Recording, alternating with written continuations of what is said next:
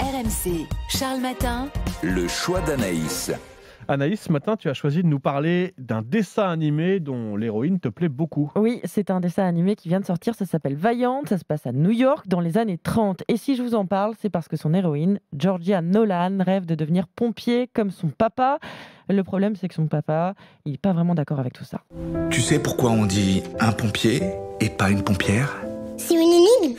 Non, c'est parce que les filles n'ont pas le droit de devenir pompiers. C'est contre le règlement.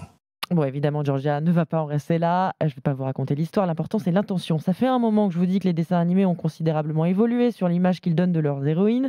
Disney y compris avec Vaiana, forte, indépendante, qui va sauver son île. Mérida, princesse rebelle qui refuse le mariage imposé par ses parents.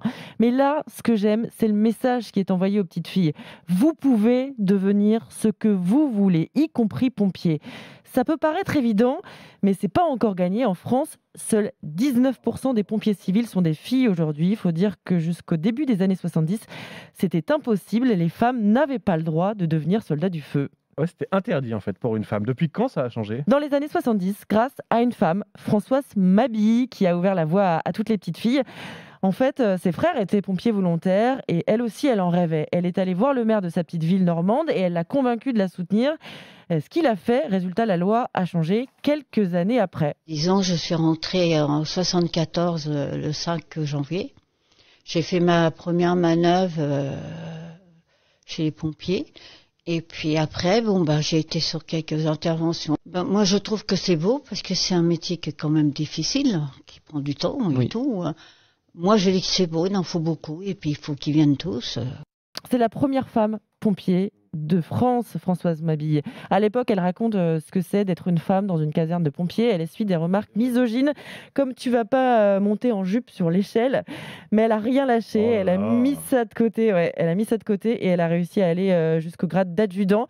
Parcours inspirant pour les petites filles d'aujourd'hui. D'ailleurs, apparemment, elle a transmis le virus à sa propre petite fille. Ah oui, donc une dynastie de mère en fille, on est pompier. Et il y a d'autres professions qui ont longtemps été comme ça réservées aux hommes, en tout cas selon le cliché ou la tradition. On peut penser par exemple aux garagistes. Oui, là, par exemple, ça n'a pas vraiment évolué. Seuls 2% des garagistes sont des femmes aujourd'hui en France. Il n'y a que 12% de femmes dans le bâtiment, 20% dans le transport. Et encore, je ne suis pas certaine qu'il y en ait beaucoup dans les camions. Il y en a. C'est On en plus entend, dans les bureaux. Il y en a, Charles, régulièrement des femmes. De plus en plus. Dites-nous justement ça ce met qu'il en un peu est. de temps, mais ça progresse. Oui, ça progresse, mais pas très rapidement. Et puis 27% seulement aussi dans le numérique. Le problème, c'est que c'est dès le plus jeune âge qu'on fait croire aux petites filles qu'elles n'ont pas accès à ces métiers-là. Résultat, elles vont vers des filières littéraires et sont encore sous-représentées dans les filières scientifiques. D'ailleurs, les associations de professeurs de maths viennent tout juste de communiquer pour dire que le nombre de filles qui choisissent de faire des maths au lycée a considérablement baissé avec la réforme de Jean-Michel Blanquer.